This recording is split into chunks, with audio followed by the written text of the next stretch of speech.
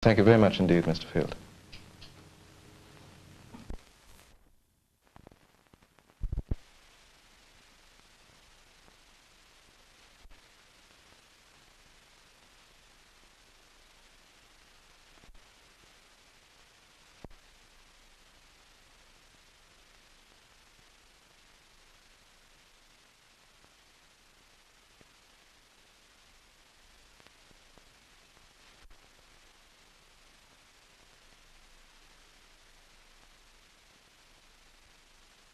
Does NATO agree in principle on a joint nuclear force?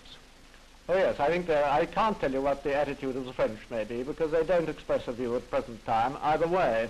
But certainly all those who have expressed views, and that's the great majority, are in favour in principle of a NATO nuclear force, with the Europeans taking a rather larger part than has been possible for them up to now. Now, the idea of jointly manning crews, or of giving individual national contributions, which is the more popular, the British or the American idea? Well, the British idea was accepted today by all who spoke in the Council.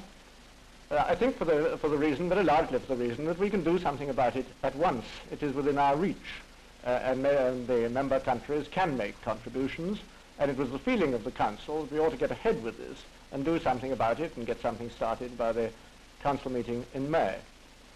The multilateral mixed crew idea has a good deal of attraction politically, because of course it does mean that you train the people together and they fight together in a truly international force, an alliance force.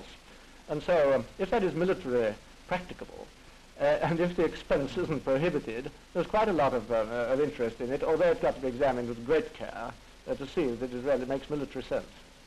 As for the French position, do you know any more today than you did yesterday where they stand?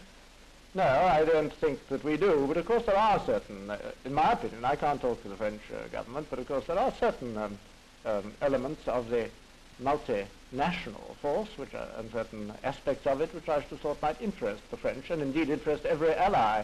There is the knowledge, for instance, about targeting and deployment of weapons and all that. So I think it's much too early to assume, as some assume, that there must necessarily be a rift on this question.